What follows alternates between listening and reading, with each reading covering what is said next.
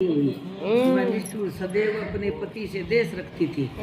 अपने पति को वश में रखने के लिए उसने दूसरी स्त्रियों से वशीकरण मंत्र पूछा। उन्होंने कहा हमने तो अपने पति को वशीकरण औषधि से वश में कर लिया है, तू भी योगिनी के पास जा, या तुमको दिव्य औषधि देगी जिससे तेरा पति अवश्य वश में हो जाएगा।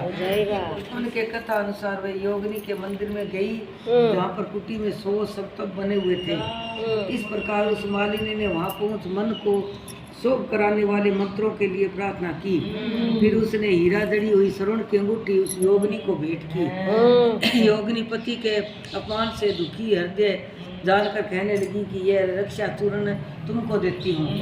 यह संपूर्ण प्राणियों को वश में करने वाला है।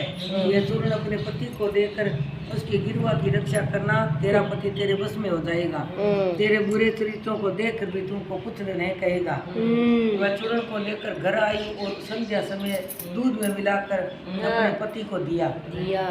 चूर्ण को पीने से उसको क्षय रोग हो गया और वह दिनों दिन क्षयी होता चला गया तथा उसके गुहा स्थान में कीड़े पड़ गए। जब उसके पति की ऐसी दशा हो गई तो वह इच्छा पूर्वक विचरने लगी। भी फिर आपकी सलाह बढ़ी बेटी पहली बात करती नहीं सही है नहीं के तो जन का तेरे वश में होती तन की कौन का तुम ठीक नहीं बा दी दिन को तो बीमार हो गया जब फिर ठीक जावे इच्छा पूर्व विचरने लगी। तब उसका पति पीड़ा के मारे ही पुकारने लगा और कहने लगा कि मैं तेरी शरण में हूँ, तू मेरी रक्षा कर। मैं कभी पर स्त्री की इच्छा नहीं करता, तेरा दास हूँ, मेरी रक्षा कर। अपने पति की ऐसी दशा देखकर वह बहुत घबराई और सोचने लगी कि यदि यह मर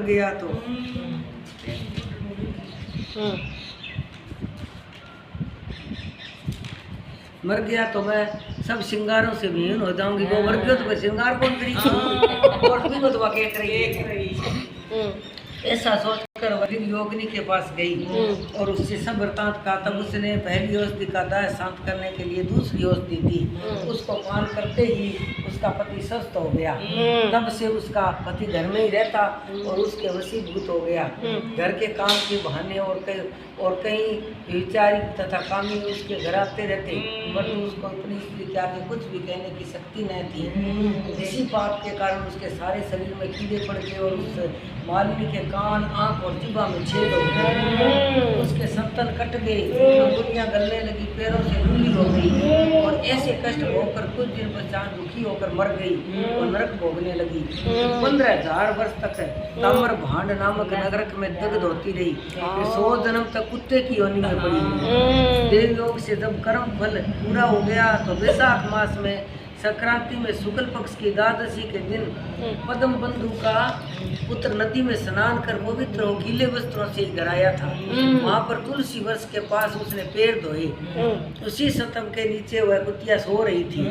वो देखो वो आयो नहीं छोरो वो आयो नहीं जन वो पग धो गया यो गिल्ला पगा तुलसी कन आयो जन तुलसी कन बस सुखी कुतरी ठंडी सूर्योदय से पहले वह कुतिया उस तरण धोए जल में लेट गई।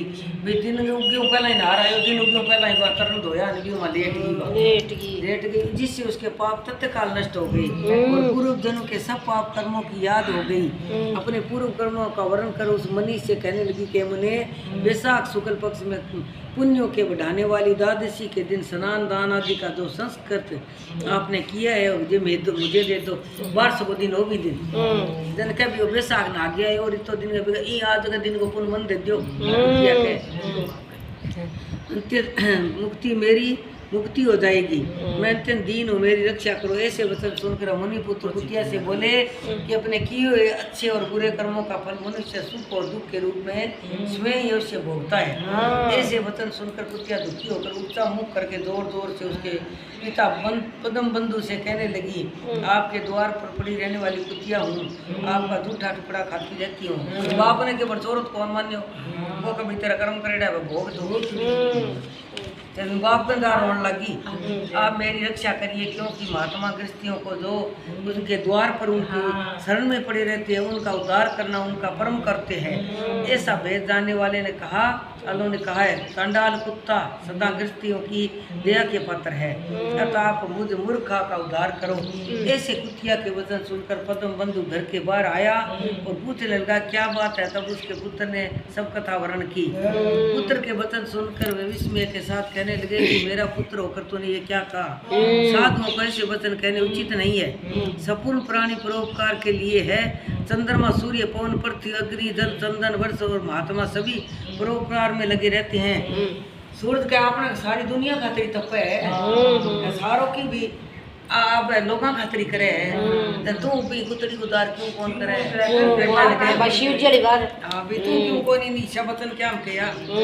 दधीची ऋषि ने दैत्यों को अति बलवान जानकर अपनी हड्डियां निकाल कर दधीची ऋषि को कबूतर शरण में आ गयो मारना आईडा जन वो कह का कबूतर का काट दे, वो का कबूतर को दूं कह तो का मेरी हड्डियां दे देसू जो कहीं भी कबूतर कह भाई तो भगवान तो सत्य देखो जो भाई कबूतर के बराबर भाई सारी हड्डी सजेगी वेल दी तो पूरो को नहीं होयो सारो हड्डी दान कर दी बने जन के दीची ऋषि वो परोपकारी हो गए। हां बन की तो दान करियो, हड्डियां निकाल कर देवताओं को दे दी थी। जब भूखे सेन ने कबूतर को पकड़ लिया तो राजा शिवी ने अपना मांस काट कर सेन को दिया था। जीमुत नामी राजा ने गरुड़ के लिए अपने प्राण दे दिए थे। इसलिए विद्वान ब्राह्मण को तो सब पर दया करनी चाहिए। इस प्रकार वह ब्राह्मण कुतिया से कहने लगा कि मैं तेरे निमित्त प्रतिज्ञा करता हूँ कि तू मेरे दादशी के पुण्य के पापों से छूटकर विष्णु को जा। श्रुति देव जी कहते हैं कि राजन वह कुतिया अपने शरीर को त्याग स्वर्ग में जाकर अनेक प्रकार के भोगों को भोगती हुई बेसाख द्वादशी के प्रभाव से स्वर्ग को गई। बढ़ दियो बाप दियो फिर मैं